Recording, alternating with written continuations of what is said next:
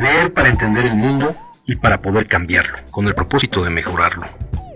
Leer para cambiar uno mismo, leer por gusto, por pasión, para saber, para conocer y también para dudar, para cuestionar.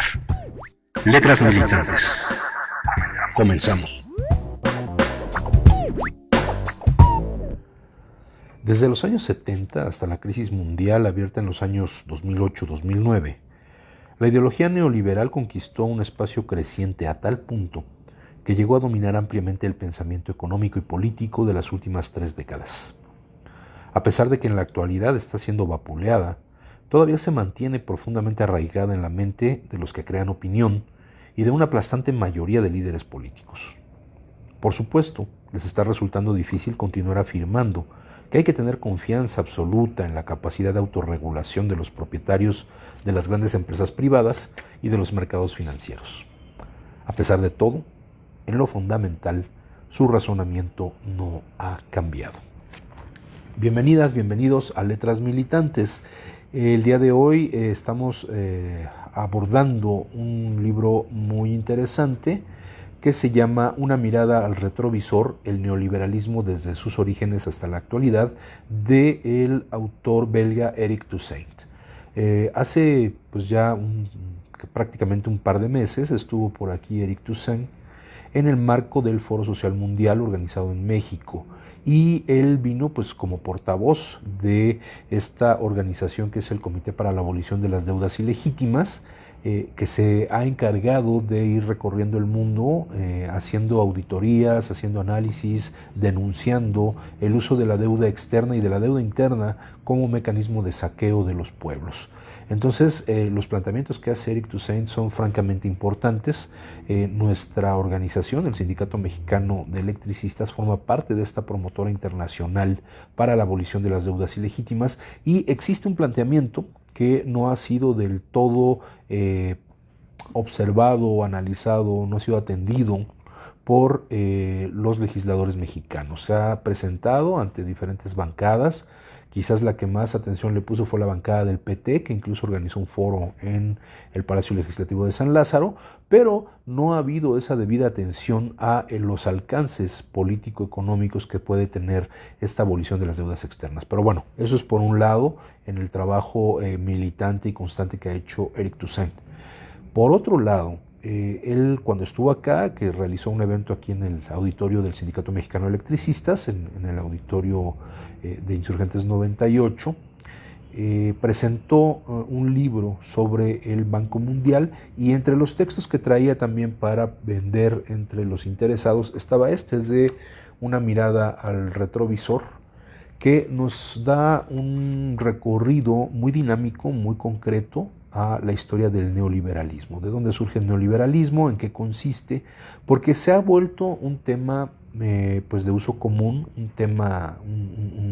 tema que se retoma constantemente, sin importar que sea uno pues un experto o no en el área económica. Y bueno, creemos necesario que para alimentar el conocimiento en estos temas, pues hay que abordar este tipo de textos. Nos parece interesante sobre todo porque hay una perspectiva que está empezando a permear en algunos círculos intelectuales, de que finalmente el neoliberalismo pues no es tan malo, ¿no? Incluso hay una declaración del propio presidente en donde dice, si no tuviera tanta corrupción, el neoliberalismo pues no sería malo, lo que se contrapone radicalmente con pues el discurso de campaña, el discurso de hace ya varios años, en donde el propio Andrés Manuel López Obrador decía que había que abolir. Incluso ya como presidente decía que ya no existía el neoliberalismo en México, aunque bueno, sabemos que es más para efectos políticos, porque en la realidad, en el día a día de la economía, de nuestro devenir como actores económicos de este país, pues nos damos cuenta que el neoliberalismo sigue vigente. Se ha dulcificado, se han dado algunos tintes de asistencialismo a la economía en el régimen mexicano, pero finalmente el neoliberalismo sigue presente, y esa muestra pues quedó justamente en el rechazo de los partidos de oposición a nombre de o como voceros de los grandes empresarios del mercado eléctrico mundial, que echaron para abajo la iniciativa presidencial de modificar el sector eléctrico en nuestro país a partir de la Constitución. Entonces es importante, a pesar de que todos hablamos de neoliberalismo, todos hemos mencionado la palabra neoliberalismo alguna vez, es importante que sepamos de dónde viene y es importante que sepamos que su raíz sigue siendo el propio sistema económico capitalista y bueno, seguir con ese análisis más a profundidad, ya que muchos de los políticos hoy dicen que pues, no son anticapitalistas, ¿no? Cuando son candidatos, cuando están en la movilización, cuando están en la militancia de izquierda, pues sí suelen expresarse en contra del sistema, pero ya cuando ocupan cargos dentro de la política de cualquiera de nuestros países de América Latina, pues entonces ya no son contrarios al capitalismo. Y bueno, más recientemente en el caso de Colombia, el triunfo de Petro, que ha sido muy festejado como un triunfo de la izquierda en un país que estaba completamente dominado por el conservadurismo de derecha, bueno, se ve como una buena noticia, pero no hay que perder de vista que él mismo se ha manifestado como un político que no está en contra del capitalismo. Bueno, vamos a ir haciendo todo este análisis sobre el modo de producción, sobre el sistema en el que estamos viviendo y particularmente su forma más acabada, más contemporánea, que es esta política neoliberal. La ideología neoliberal, que es la visión capitalista del mundo, de moda durante el último cuarto del siglo XX y la primera década del siglo XXI, tiene todavía una amplia validez en las universidades, en las principales revistas económicas y en los grandes medios de difusión. El nuevo kit ideológico para la próxima etapa capitalista todavía no se ha divulgado masivamente. El pensamiento vigente antes del estallido de la crisis continúa siendo de recibo.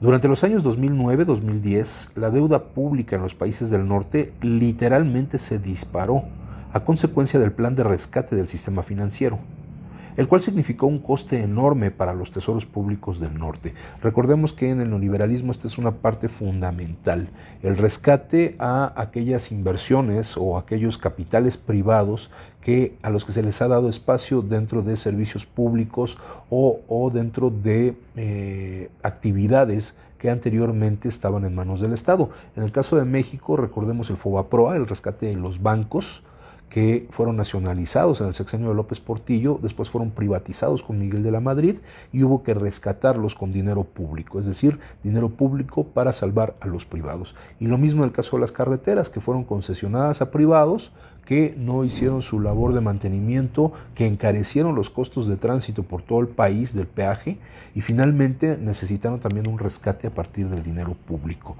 Este es uno de los elementos que debemos tomar en cuenta del neoliberalismo, que no necesariamente tiene que ver con esta idea de la corrupción como algo externo al neoliberalismo. Al contrario, es una parte inherente del neoliberalismo. El capitalismo en sí mismo no puede ser concebido sin la corrupción como una parte de sus motores internos para activar justamente esta acumulación de capital. Este aumento de la deuda pública en los países del norte dio un nuevo impulso a la ofensiva neoliberal a favor de la realización de privatizaciones masivas con el fin de obtener recursos para pagar dicha deuda. Esto se hace, por supuesto, en detrimento del gasto social y de los sistemas de protección y bienestar de las poblaciones en países donde, mediante grandes luchas y movilizaciones, se había conseguido una protección significativa para el pueblo. Este es el otro rasgo fundamental. Se considera que la protección o algunos servicios de protección para la sociedad, para los trabajadores, para la población en general, sobre todo en temas de salud, se considera que es un gasto que no debe ser tan excesivo y que debe darse a la administración a manos privadas, con el argumento justamente de que la corrupción en el Estado, en las organizaciones del Estado, en las instituciones del Estado, es la que provoca la pérdida de estos recursos económicos, la malversación de los fondos y finalmente se tiene esta idea de que en manos de los privados se puede administrar de manera más eficiente. Y probablemente lo hagan en términos contables, pero en términos de mejora social, pues no hay tal avance. Realmente impresiona ver cómo, a pesar de la decadencia de la ideología y de los planes neoliberales, la mayoría de los gobiernos del norte proclaman un fortalecimiento del neoliberalismo. Al comienzo de esta crisis, el fracaso de las políticas de desregulación estaba expuesto de una forma tan evidente que muchos comentaristas no podían vislumbrar más escenario que la aplicación y el refuerzo de medidas económicas de corte neo-keynesiano. Aquí está hablando, hay que recordar, este texto es del 2010, entonces justamente se estaba viviendo las consecuencias de la crisis inmobiliaria del 2008, de la burbuja inmobiliaria que explota y que genera una crisis en cadena por todo el mundo a partir de esa especulación inmobiliaria.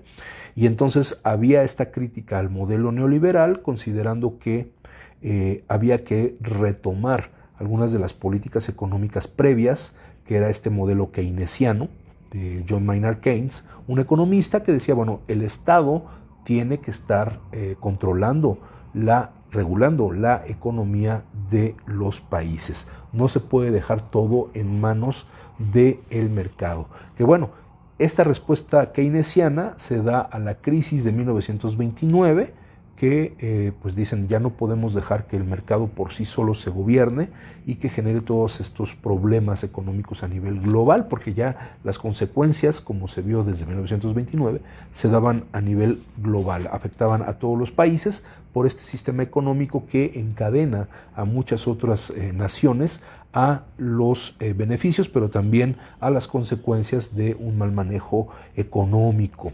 Y eso fue pues también lo que pasó con México, un país pues amarrado históricamente a la economía de los Estados Unidos. Pero lo ocurrido en la práctica hasta ahora contradice muchas predicciones. La causa fundamental detrás de esta dinámica es la debilidad de la lucha de los trabajadores por una redistribución a su favor del ingreso. Otro elemento que lógicamente hay un debilitamiento de la lucha de clases, sobre todo en el caso de las organizaciones como los sindicatos. No hay pues espacio, o se ataca ese espacio de organización, o este espacio es ocupado por organizaciones cooptadas desde el propio Estado o desde la propia patronal, como estos sindicatos corporativos o sindicatos charros o sindicalismo blanco, sindicalismo de protección creado desde las propias empresas. Entonces, al no haber esta respuesta movilizada de los trabajadores, es más fácil imponer todas estas medidas económicas.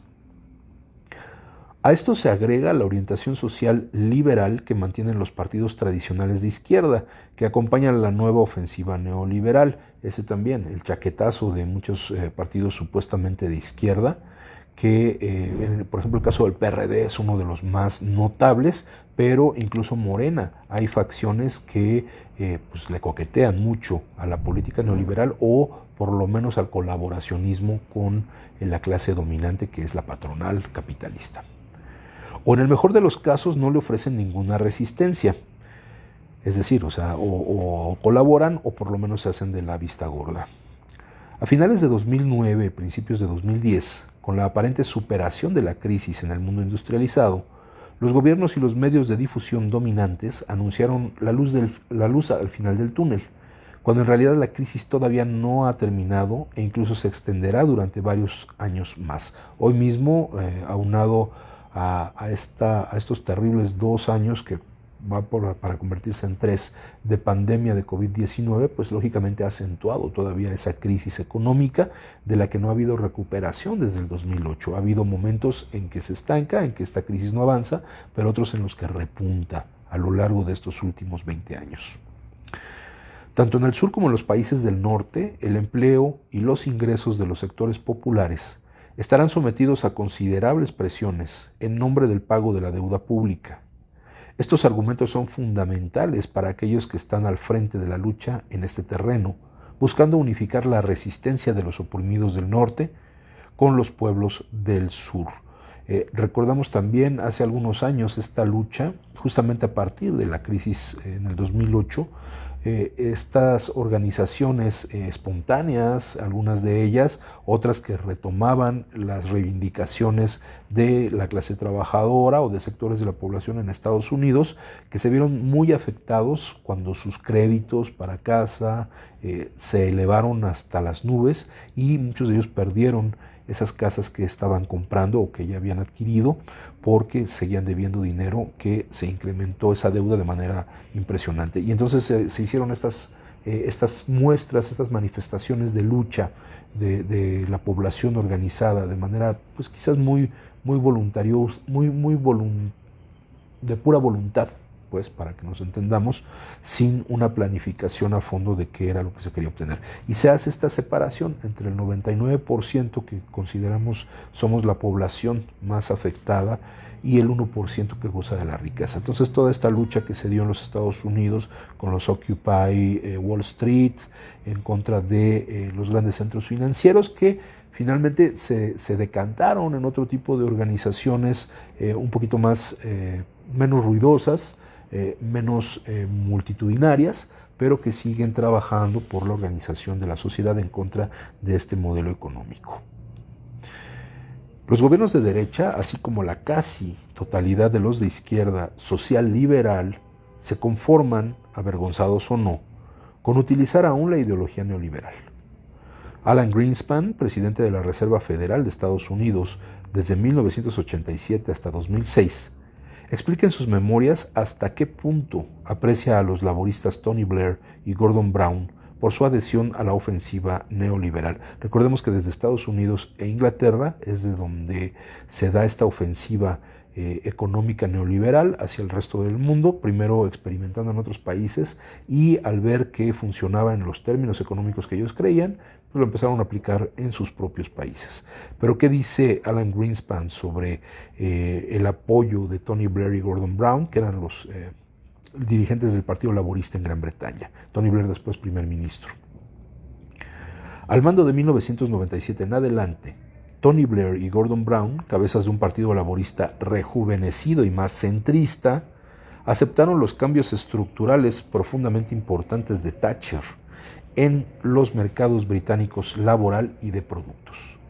En verdad, Brown, Chancellor of the Exchequer durante una cantidad récord de años, parecía deleitarse con el notable aumento de la flexibilidad económica de Gran Bretaña. Brown me animó a hacer proselitismo entre nuestros colegas del G7 sobre la importancia de la flexibilidad para la estabilidad económica. Lo que quedaría de socialismo en la Gran Bretaña del siglo XXI estaba muy rebajado. El éxito del país con el impulso hacia el libre mercado de Thatcher y el nuevo laborismo sugiere que sus reformas favorables al Producto Interno Bruto tienen visos de persistir a lo largo de la siguiente generación. La evolución de Gran Bretaña desde la economía anquilosada de los años inmediatamente posteriores a la Segunda Guerra Mundial a una de las economías más abiertas del mundo queda reflejado en el periplo intelectual de Gordon Brown, que fueron quienes, pues lógicamente, le dieron seguimiento desde este partido, el Partido Laborista Británico, que en algún momento se llegó a considerar hasta de izquierda, pero que siempre ha estado más orientado hacia el centro, se vuelven los promotores de la política neoliberal a finales de los 90 en el Reino Unido y pues lógicamente acompañando todas estas políticas que desde los 80 Margaret Thatcher, la que era la primer ministro, había impulsado dentro de Inglaterra y que provocó terribles luchas que fueron aplastadas por el gobierno británico. Particularmente recordamos el caso de los mineros en la zona norte de Gran Bretaña. Alan Greenspan reproduce en su libro un extracto de un correo electrónico que le envió Gordon Brown en 2007. ¿Qué le dice Gordon Brown? En los 80 vi que necesitábamos una economía más flexible para crear empleo. ¿Qué quiere decir más flexible? Quiere decir que se puede pasar por encima de los derechos de los trabajadores, simple y sencillamente. Que se le tiene que dar más permisividad, más flexibilidad a las cuestiones fiscales, es decir, en el pago de impuestos se logran algunas licencias para los grandes capitales para que sigan produciendo ahí, porque se cree que finalmente va a haber una repartición de la riqueza pareja, cuando pues, la realidad es totalmente opuesta. Mi perspectiva de una globalización inclusiva es que debemos combinar estabilidad, libre comercio, mercados abiertos y flexibilidad con inversión en la formación de personas para los empleos del futuro, sobre todo por medio de la educación. Espero que en Gran Bretaña nos hayamos preparado lo mejor posible para el desafío económico global. apuntalando nuestras políticas de estabilidad mediante el compromiso con el libre comercio y no el proteccionismo. Y que finalmente vemos hoy, ya muchos años después, esto fue un mail del 2007, hoy en el 2022 recordamos que la Gran Bretaña se sale de la Unión Europea, que a contracorriente de este flujo que se hablaba de la globalización y de las economías sin fronteras, finalmente el libre comercio en Gran Bretaña se vio cortado de tajo por el Brexit, esta salida de Inglaterra de la Unión Europea, con miras a proteger su propia economía. Entonces vemos que las contradicciones tarde o temprano alcanzan a estos proyectos económicos. A pesar de que está totalmente desgastada, la ideología neoliberal todavía domina la escena de los países industrializados del norte, pero también en Europa Oriental, incluso en la Federación Rusa y en los países del tercer mundo. Muchos regímenes del sur que habían adoptado un discurso socializante, incluso marxista-leninista, versión Moscú o versión Pekín, en los años 60 y 70 del siglo pasado, se han adherido al neoliberalismo con el fervor de los nuevos conversos. Y sin ir más lejos, el caso del PRD es fundamental, y repito, algunos de los economistas o militantes comunistas que terminaron en Morena, hoy dicen que no están en contra del capitalismo. Pero atención, existe una mutación del razonamiento entre los productores de ideología y los que redactan los discursos de los jefes de Estado en los países más industrializados. La crisis que estalló en el mismo corazón del sistema ha hecho surgir entre los más fieles servidores del mismo una especie de crisálida. Una larva neoliberal quiere mutarse en libélula capitalista.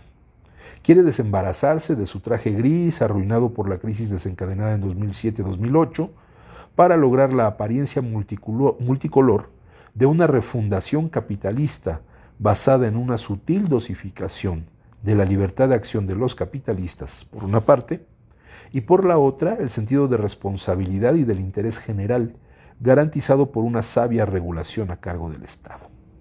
La crisis tiene múltiples dimensiones, ya que no solo es económica y financiera, sino que también un importante componente ecológico tiene.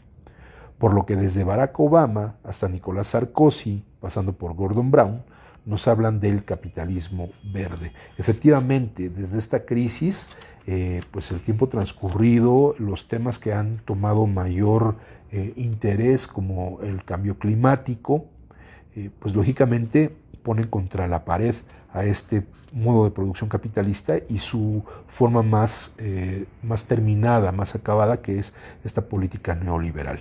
Y el fracaso de esta política neoliberal ahora se busca disfrazar recurriendo a esta parte de regresarle parte de la responsabilidad al Estado, no todo el control de la economía, y pintando de verde a estos grandes capitalistas. Y por eso incluso la discusión sobre la transición energética, que nos habla de imponer estas tecnologías de energía renovable para generar electricidad, también no es gratuito, que muchos de los grandes capitales están interesados en imponerlas, porque es esta parte de limpiarle, de lavarle la cara al capitalismo o pintársela de verde, pero que también representa un negocio redondo para los grandes capitales. No solamente se limpian la cara, sino que además obtienen ganancias a partir de modificar este discurso capitalista de producción.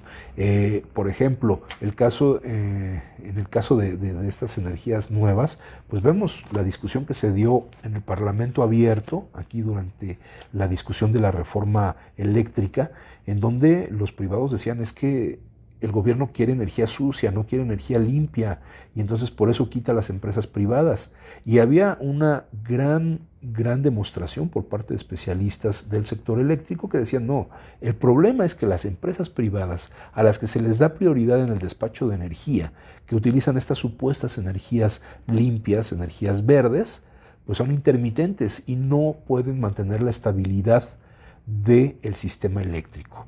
Y eso representa un fallo a nivel de seguridad nacional, seguridad eléctrica. tanto en el ámbito de lo, digamos, técnico, de la eficiencia técnica del suministro de energía, tanto también como en la protección de la propia economía o de espacios estratégicos, como hospitales, escuelas, etcétera, sistemas de comunicación, que se ven afectados por estas fallas que pudieran representar las intermitencias de las energías verdes. Pero bueno, eso ya lo discutimos en otros programas de Letras Militantes. Antes de finalizar los fundamentos ideológicos de las políticas capitalistas en curso desde los años 70 y 80, es útil recordar que en el siglo pasado, en los países capitalistas, se pusieron en práctica durante décadas otras políticas netamente alejadas del laissez-faire. ¿Qué es el laissez-faire? Laissez-faire es una frase francesa que quiere decir dejar hacer, y que esto, en términos de la economía liberal tradicional, la economía o la visión económica tradicional histórica, decía que este dejar hacer, este laissez-faire, era justamente que no hubiera regulación del Estado, que el gobierno no controlara a las empresas en el manejo de precios, en la oferta y la demanda, en las cuestiones de distribución dentro del mercado, etc. Ese es el laissez-faire. Y lógicamente, en el momento de la crisis del 29, se alejan de esa política del dejar hacer y entra en escena el mayor control del Estado sobre la economía. Ciertamente, la mayor parte de estas políticas, se refiere, lógico, se acomodaban al mantenimiento del capitalismo, pero cortaban con las políticas que habían precedido al crash de Wall Street en 1929, que es lo que comentamos, así como las que comenzaron a ponerse en práctica en Chile a partir de 1973, en Gran Bretaña a partir de 1979, en Estados Unidos a partir de 1980, y que terminaron por imponerse en casi todos los países. Aquí hay que rescatar lo que se refiere a Chile a partir de 1973, porque para imponer estas medidas económicas que fueron impuestas desde los grandes centros militares y económicos de Estados Unidos y Gran Bretaña, en el caso de Chile se necesitó un golpe de Estado para sacar del gobierno, a un presidente socialista como era Salvador Allende, una masacre en contra de su gobierno, un golpe militar encabezado por Pinochet, que permitió entonces sí imponer estas políticas económicas. Esto en la lógica que Naomi Klein, una periodista, investigadora, documentalista norteamericana, ha puesto muy bien retratado en su texto y en su documental La doctrina del shock. El imponer mediante el terror, mediante una acción brutal que deje pasmado al pueblo y permita entonces imponer ciertas medidas económicas, como fue el caso del neoliberalismo. Incluso, que ya lo hemos abordado, ese libro de Naomi Klein en este programa, nos habla de cómo esta doctrina del shock, ese golpe brutal emocional a la gente, ayudó a imponer estas medidas económicas. Y no solamente los golpes de Estado, sino también las propias catástrofes, como los terremotos, como las inundaciones, tsunamis, huracanes, etc. Capítulo 1. El eclipse liberal de los años 30 a los años 70 del siglo XX. Es interesante ir abordando, son capítulos muy cortos y aunque no nos va a dar tiempo en este programa de abordar todos estos capítulos, definitivamente lo vamos a seguir abordando en las siguientes emisiones de Letras Militantes. Tras haber dominado una parte de la escena histórica del siglo XIX y el primer tercio del siglo XX, el pensamiento liberal conoció un largo periodo de eclipse, desde mediados de la década de los 30 hasta finales de los 70, del siglo pasado, del siglo XX, que decíamos se debió justamente a esta crisis en 1929, como vamos a ir viendo. Sin embargo, en los años 20, la omnipotencia de los mercados financieros parecía irreversible. El crash de 1929 y la larga crisis que lo siguió obligaron a los gobiernos a vigilar estrechamente las actividades bancarias y financieras. Durante ese eclipse del laissez-faire prevalecieron diferentes variantes políticas. A partir de los años 30, en América del Norte y del Sur y en Europa tras la Segunda Guerra Mundial, que ponían en práctica un fuerte intervencionismo de los poderes públicos en la actividad económica. En Estados Unidos con Roosevelt y el New Deal o el Nuevo Trato, el Nuevo Acuerdo, en los años 30, y 3 décadas más tarde bajo los gobiernos de John F. Kennedy y de Lyndon B. Johnson, en Francia durante el Frente Popular, en Gran Bretaña en los años 30 e inmediatamente después de la Segunda Guerra Mundial con W. Beveridge, asesorado por el mismísimo John Maynard Keynes, y posteriormente con los diferentes gobiernos laboristas. Sucedió lo mismo después de la Segunda Guerra Mundial en Francia, Alemania, Holanda, Bélgica y los países escandinavos. Keynesianismo, versión socialdemócrata, socialista, entre comillas, o social cristiana. Que estas han sido las orientaciones que muchas veces adoptan gobiernos de centro que pues quieren distanciarse de la derecha que ha provocado las crisis económicas y sociales y adoptan tintes progresistas, algunos incluso hasta con un discurso de izquierda, haciéndose llamar socialistas, pero no olvidemos que es un término que puede ser muy tramposo, porque hasta los nazis se hacían llamar nacionalsocialistas. Y entonces esta socialdemocracia fue la que permeó en Europa y de alguna manera estos tintes ideológicos también llegaron a México, ¿no? Ahorita lo vamos a ver. En forma similar, después de la Segunda Guerra Mundial, en los países de Europa Central y Oriental, se aplicaron medidas generalizadas de nacionalización de empresas privadas que precedieron a la instauración de las democracias populares y su integración en el bloque soviético. En algunos países importantes del tercer mundo prevalecieron las políticas desarrollistas, nacionalistas e incluso socialistas. China, a partir de la Revolución de 1949, que hoy es la fundamental potencia bajo un esquema capitalista, hay que decirlo, y Cuba a partir de 1959, a pesar del bloqueo de los Estados Unidos. Regímenes anticomunistas como los de Corea del Sur y Taiwán realizaron profundas reformas agrarias y desarrollaron un fuerte sector industrial dirigido por el Estado. Este es de lejos el secreto del milagro económico de estos dos dragones asiáticos, Corea del Sur y Taiwán. Recordemos que siempre se les ha manejado como los modelos de cómo las economías jóvenes se han transformado y han logrado llegar a ser dominantes en sus regiones e incluso a nivel global, pero finalmente empezaron por una política muy controlada desde el propio Estado. Entonces aquí dice Eric Toussaint, este es de lejos el secreto del milagro económico de estos dos dragones asiáticos. Las políticas que explican el éxito de Corea del Sur y de Taiwán fueron totalmente opuestas a las recetas neoliberales. Es necesario subrayarlo con fuerza, para que no nos vendan ese discurso de que gracias al neoliberalismo lograron ser lo que son o lo que fueron durante algún tiempo, porque también han entrado en crisis, modelos económicos de economías fuertes. El eclipse liberal nos remite a la prolongada crisis económica, abierta con el crash de Wall Street en 1929, a la que siguió la victoria del nazismo y del fascismo, su derrota por la acción conjunta de las masas, resistencia armada, huelgas, y de las fuerzas aliadas, Estados Unidos, Unión Soviética, Gran Bretaña, Francia, que abrió de nuevo el camino ¿a qué? A las políticas de concesiones a la clase obrera, es decir, que hubiera mayores conquistas laborales para los trabajadores ante el golpeteo que estaban haciendo, movilizados a través de huelgas y la organización, lógicamente, en sindicatos. Abrió camino al incremento de las luchas de emancipación de los pueblos dominados del tercer mundo y a la crisis de los imperios coloniales, es decir, quitarse de encima el yugo de esos países que los tenían colonizados o dominados económicamente, que fueron algunos casos, no todos. Abrió paso también a los éxitos relativos de las políticas de industrialización por sustitución de importaciones en Latinoamérica, que México pasó también por ese tramo durante la mitad del siglo XX. Al despegue económico de la India a partir de 1947, fecha de su independencia del Imperio Británico, de Argelia después de 1962, fecha de su independencia de Francia, hasta los años 70, y del Egipto de Nasser en los años 50 y 60. Nasser es Gamal Abdel Nasser, que fue presidente de Egipto en esa época.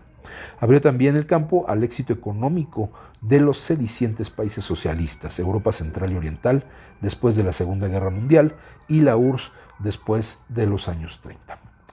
Vámonos a una pausa musical con nuestro compañero Carlos Villanueva y regresando continuamos con la lectura de Una mirada al retrovisor, el neoliberalismo desde sus orígenes hasta la actualidad de Eric Toussaint. En un momento continuamos con Letras Militantes.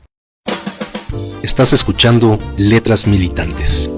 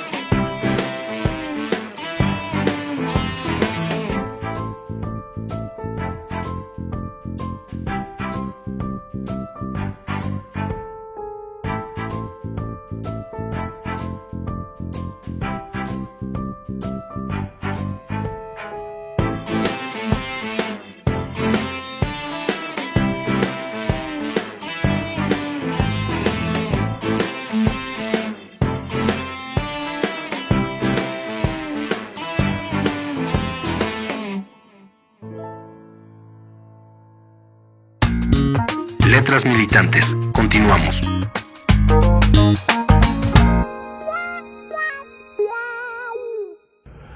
Ya regresamos a Letras Militantes con este interesante texto de Eric Toussaint, una mirada al retrovisor que nos hace un recorrido histórico muy rápido, muy dinámico, pero muy concreto y muy explícito sobre la historia del neoliberalismo.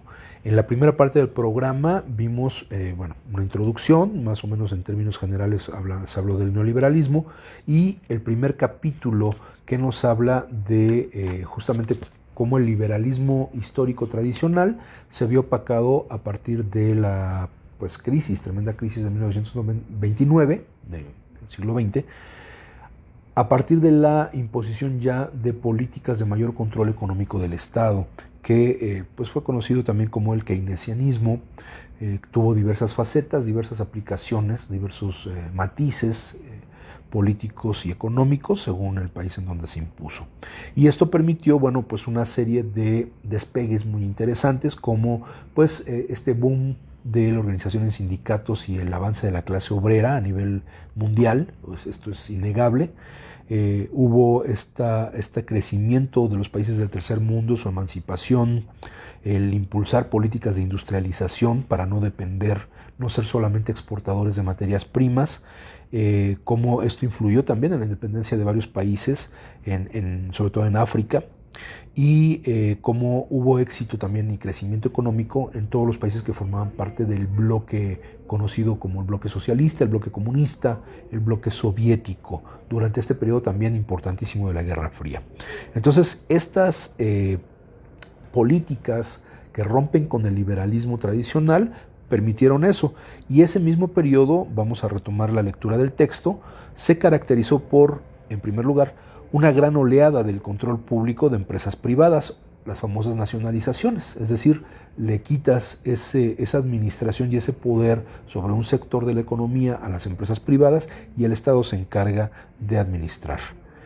Comenzó en Europa occidental y oriental tras la victoria sobre el nazismo y prosiguió en el tercer mundo hasta mediados de los años 70. Esto no ocurrió en Estados Unidos y hay que resaltarlo.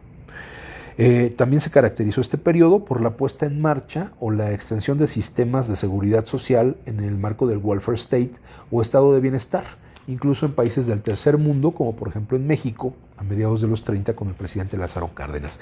Hay que observar que este estado de bienestar no se concretó de la misma manera como se plantea en sus orígenes en Europa o en los Estados Unidos, donde este sistema de bienestar social es conocido, ¿no? Que hay este apoyo al desempleo, a los desempleados, a través de todo un sistema en donde se les da un recurso económico, donde hay centros de asistencia, asilos, que se encargan también de buscarles empleo, etc. Esto no se consolidó en el caso mexicano. Eso hay que saber establecer esas diferencias porque no se contó en México con un welfare state, con un estado de bienestar como tal.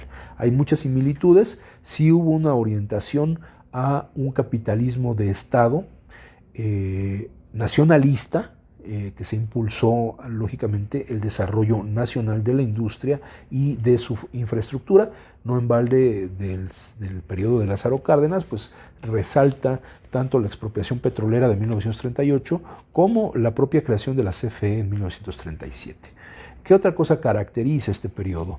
El modelo fordista, que provocó el desarrollo del consumo masivo de bienes durables en los países industrializados. Este modelo fordista es el de la línea de ensamblaje, esta industrialización en serie, que lo que hace es que genera una mayor producción en el menor tiempo y que estaba enfocado lógicamente a generar estos bienes para su explotación, su comercio en los países industrializados, y poco a poco se fue extendiendo al resto del mundo.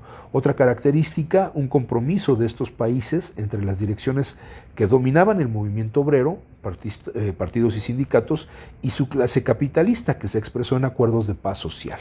Hubo estos acuerdos de armonía, de no llegar a la parte de confrontación que caracteriza la lucha de clases, y que en el caso de México fue muy notorio ya en el sexenio de Miguel Alemán. Para esto, lógicamente, tuvo que ver la consolidación de la CTM, en el caso de México, como una central de trabajadores que abandonó su primera orientación cuando participaba todavía el ESME en la CTM, en su fundación, y que era pues la organización de todos los trabajadores para hacer frente al capital. Ya con la dirigencia de Fidel Velázquez, pues lógico, se alineó con el Estado y con las políticas que cambiaron radicalmente la orientación del Estado en la década de los 40 y hacia los 50, en donde efectivamente se expresa esta paz social, este colaboracionismo de las organizaciones sindicales corporativas con los patrones, pero además una represión soterrada, una represión por abajo de la mesa hacia movimientos de democratización de los sindicatos.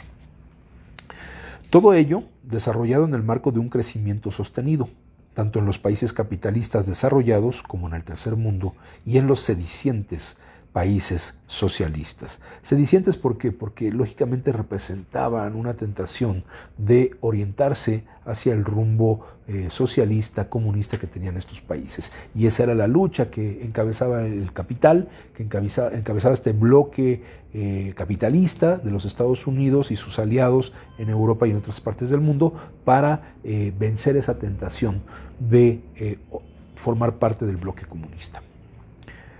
El vasto movimiento político-económico descrito asistió igualmente a una renovación del marxismo no dogmático a escala planetaria en los países capitalistas desarrollados. Las obras de Ernest Mandel, Paul Sweezy, Paul Baran, André Gunder Frank, por no citar más que algunos, que efectivamente fueron rompiendo con los parámetros, con como que se hacía demasiado dogmática la visión marxista, y ellos, frente a esta transformación que se fue dando en los diferentes contextos, fueron adaptando también el discurso y el análisis a las economías para no hacerlo como receta de cocina, sino de acuerdo a las condiciones subjetivas y objetivas de las economías en cada país del mundo. O en Cuba, tras la victoria revolucionaria del 1 de enero de 1959, comenzada por los trabajos de Ernesto Che Guevara en los años 60. Y en Europa Oriental, Kurón y Modeselewski en Polonia en los años 60, Karel Kosik, Rudolf Baro, etcétera, que empezaron a hacer otros análisis. Por ejemplo, Karel Kosik empezó a hacer todo este estudio sobre la pseudoconcreción, que bueno, ya explicaremos en otro programa, porque requeriría un programa solito o varios programas solitos para poder explicar este concepto de Karel Kosik. Un marxismo no dogmático opuesto a la degradación estalinista, que bueno, desde el punto de vista estalinista era pues muy anclado a los dogmas que no permitían analizar de manera óptima la realidad económica de los países. Es preciso señalar igualmente el desarrollo en Latinoamérica de la Escuela de la Dependencia, que se inspira en el marxismo. Teotonio dos Santos, Rui Mauro Marini, Fernando Enrique Cardoso. Finalmente, hay que destacar también los trabajos de Samir Amir sobre la desconexión, que es efectivamente esta desconexión de los procesos del capital. Este fue el contexto en el que desde la década de los 30 hasta la década de los 70 se desarrolló la economía en el ámbito capitalista, ya bajo esta idea de una regulación del Estado, un mayor control del Estado al mercado, rompiendo con el liberalismo tradicional que regía en el planeta, en la civilización occidental, guiada por el modo de producción capitalista, y que tiene su primer punto de rompimiento en la crisis de 1929.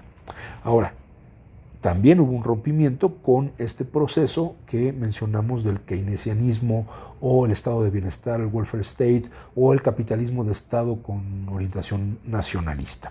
Llegamos así al capítulo 2 de este libro, que es el impetuoso retorno de la ideología liberal en los años 70. La ideología liberal volvió con muchísima fuerza, acompañando a la crisis económica de los principales países capitalistas industrializados a partir de los años 70. Es decir, estas crisis cíclicas, a pesar de que hay un mayor control del Estado, finalmente las contradicciones internas de la economía capitalista vuelven a generar crisis. Son crisis de manera tal que lo que buscan es reactivar la economía a través de golpes a sus propios procesos, así como a la crisis de la deuda de los países del tercer mundo en los años 80.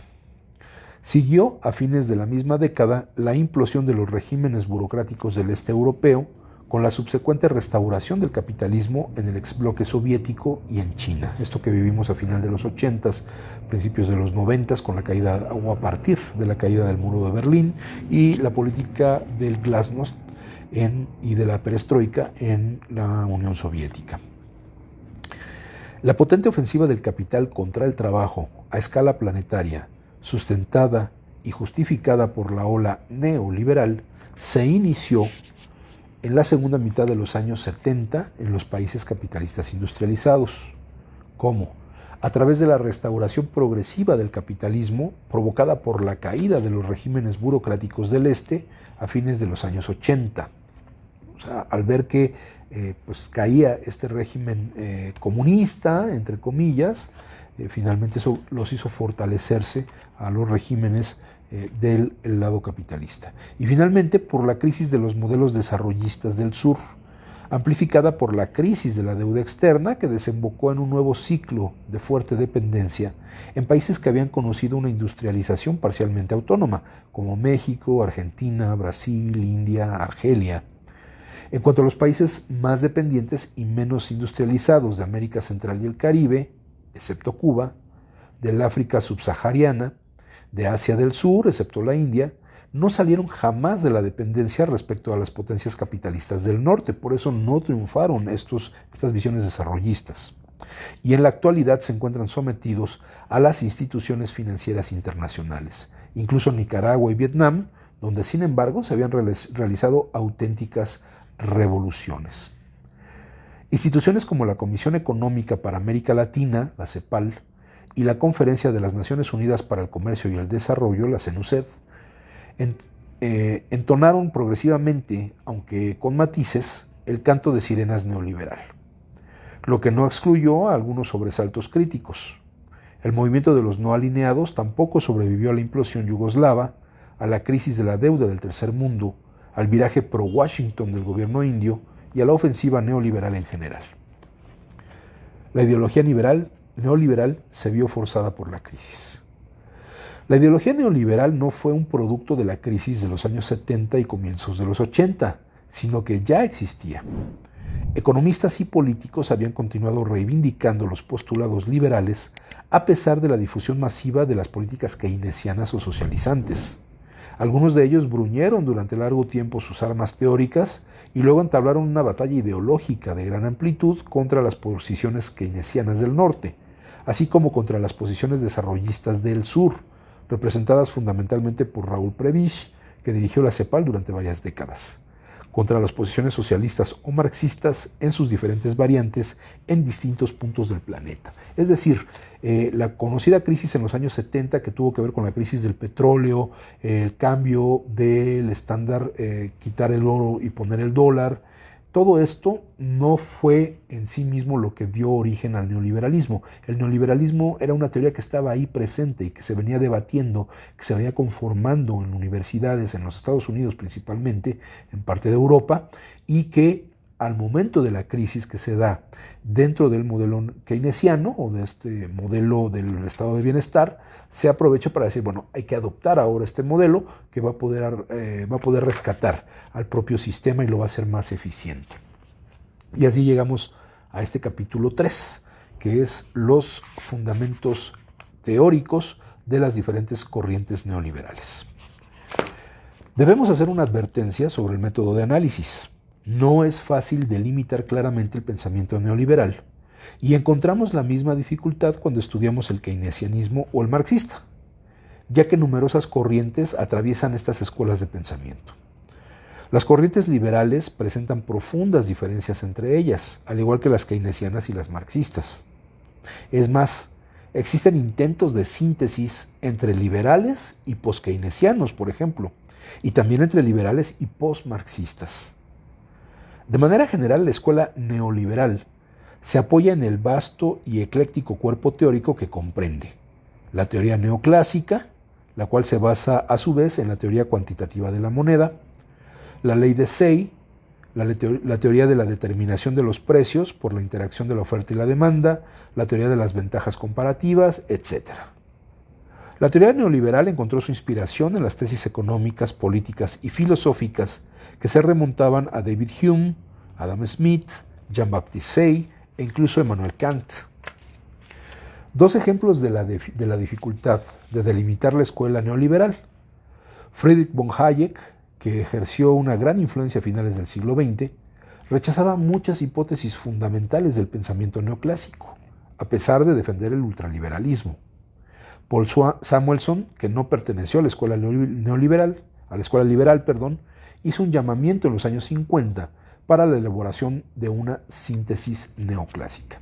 Entonces, aquí lo que vemos es que efectivamente no hay esta homologación, no hay este bloque ideológico en cuanto al neoliberalismo, sino que proceden de diferentes análisis de los propios clásicos o críticas a los clásicos, de que quizás no fueron lo suficientemente rudos para imponer un control económico del mercado, o sea, que el propio mercado fuera quien controlara todas estas condiciones.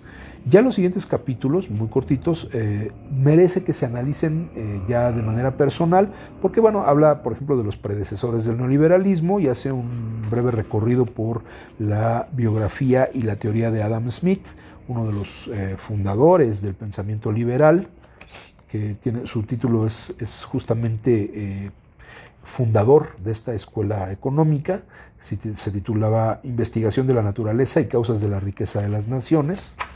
Y asimismo va hablando también de otros importantes teóricos liberales de la economía, Jean-Baptiste Say, el que hablaba de que la oferta global crea su propia demanda, o sea, esta dependencia de la oferta y demanda.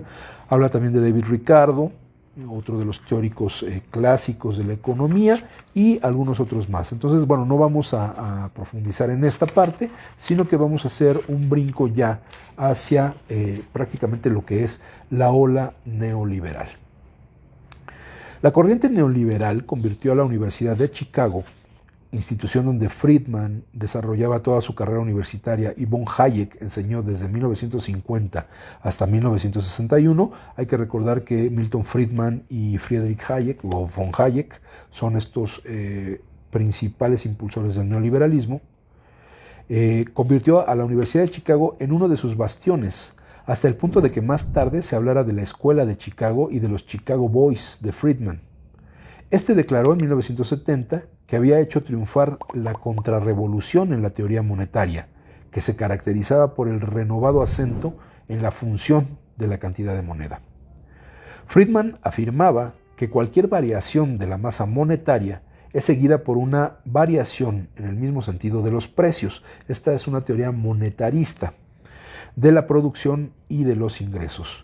Además añadía que se trata de una ley observada desde hace siglos y que es asimilable a las leyes surgidas de las ciencias naturales. Es decir, que el mercado se maneja de manera natural.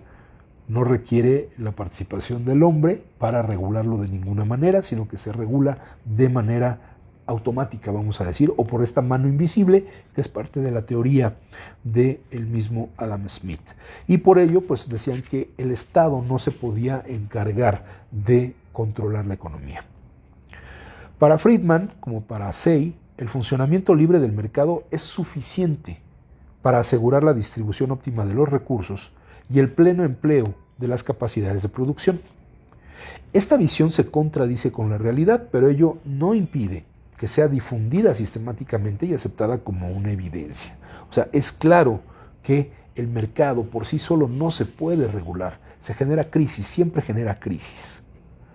Friedman estaba claramente embarcado en un proyecto político y se colocó del lado reaccionario.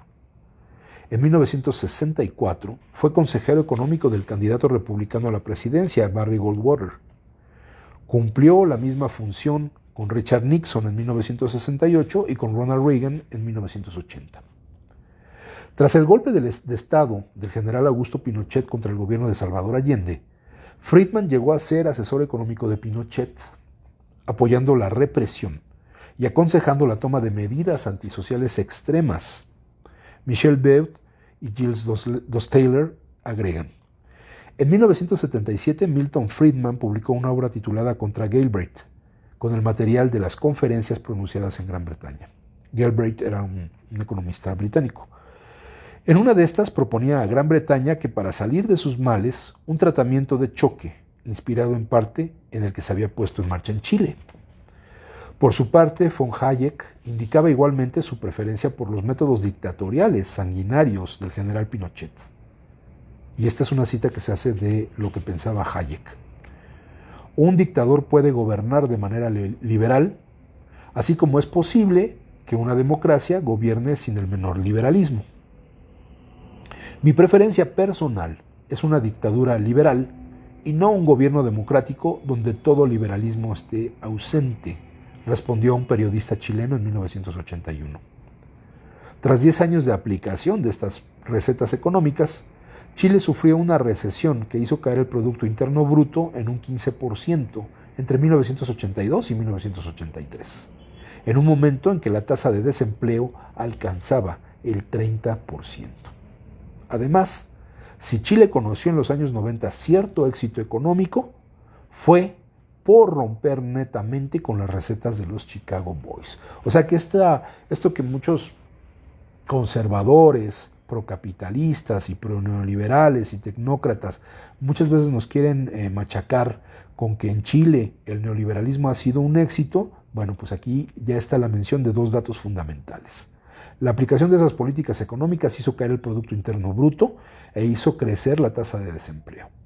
Y si se logró algún éxito en la política económica, fue justamente en Chile a partir de que se rompe con las recetas neoliberales de estos llamados Chicago Boys. Hay que repetirlo y hay que tenerlo muy claro. Si Ronald Reagan se inspiró en Friedman, Margaret Thatcher reivindicaba la influencia de von Hayek. Justamente Reagan y Thatcher fueron los impulsores del neoliberalismo. No fue sino a mediados de los 70 cuando las obras de von Hayek figuraron en primer lugar entre las lecturas que me diera Keith Joseph.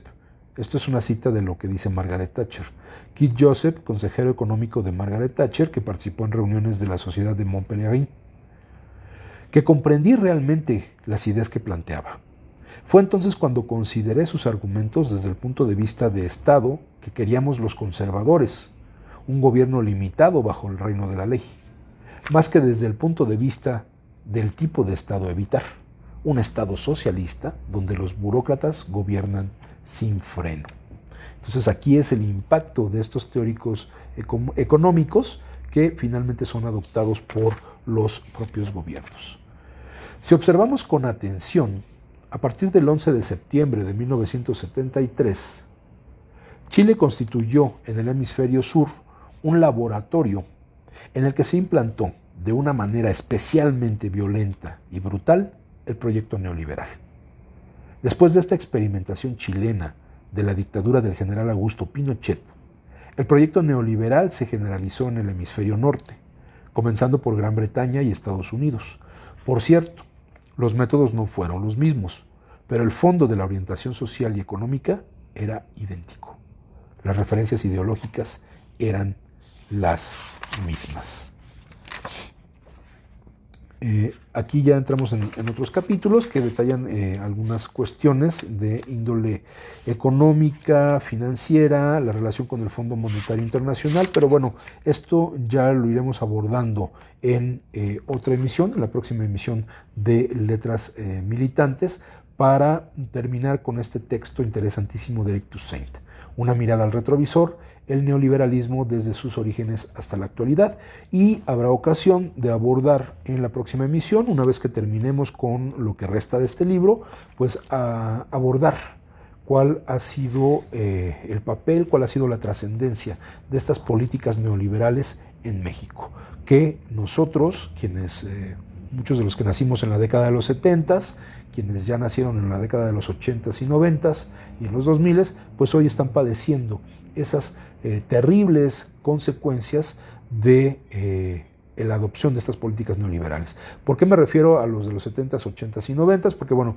somos quienes todavía estamos dentro del mercado laboral, pero particularmente las nuevas generaciones que no pudieron entrar en el viejo sistema de cotización para las pensiones, que eran pensiones solidarias, hoy se ven imposibilitados de recibir en el momento en que cumplan la edad necesaria para retirar sus afores, ya no podrán gozar de los beneficios de una pensión como lo hicieron nuestros padres o nuestros abuelos. Entonces estamos ante un parteaguas histórico que nos permite decir con toda contundencia que el neoliberalismo no es bueno, porque es capitalismo, y el capitalismo no ha resultado bueno para la humanidad. Y justamente en este sentido, hacerles una invitación para que visiten el perfil en Facebook del Cineclub Artes 45. Actualmente estamos impulsando ahí un ciclo de películas. Esto lo hacemos, dando el link en internet, el enlace, para que le puedan dar clic y verlas directamente desde YouTube o desde otras plataformas de manera gratuita, películas extranjeras con subtítulos, pero que abordan esta problemática que estamos viviendo con este sistema económico. El ciclo se llama El capitalismo hace daño y lo pueden consultar, repito, a través del perfil, la página en Facebook del Cineclub Artes 45, porque siempre pues es más grato ir acompañando estas lecturas, estas informaciones sobre la realidad a través también del relato cinematográfico. Entonces, está abierta esa invitación para que chequen esta información y por lo pronto terminamos esta emisión de Letras Militantes pidiéndoles que estén atentos a los llamados de nuestra organización para los procesos que se vienen, como es el cobro de dividendos, como es la asamblea de informes que tendrá que hacerse en el mes de julio, en la primera quincena del mes de julio, y que podamos seguir al tanto de cómo se va desarrollando nuestra lucha y no caer en este mercado de chismes en el que se ha convertido muchas veces la red social, en donde la mala información, la desinformación rompe con el conocimiento de lo que está pasando y nos impide transformarlo para lograr un beneficio de los trabajadores, de las trabajadoras en resistencia del Sindicato Mexicano de Electricistas. Por mi parte es todo, agradezco su atención y nos vemos la próxima semana en Letras Militantes a través de Radio SME. Muchas gracias. Decía Samuel Smiles, el libro es una voz viviente, es una inteligencia que nos habla y que escuchamos. Acompáñanos en la próxima emisión de Letras Militantes, a través de Radio SME, donde a los libros les damos la palabra.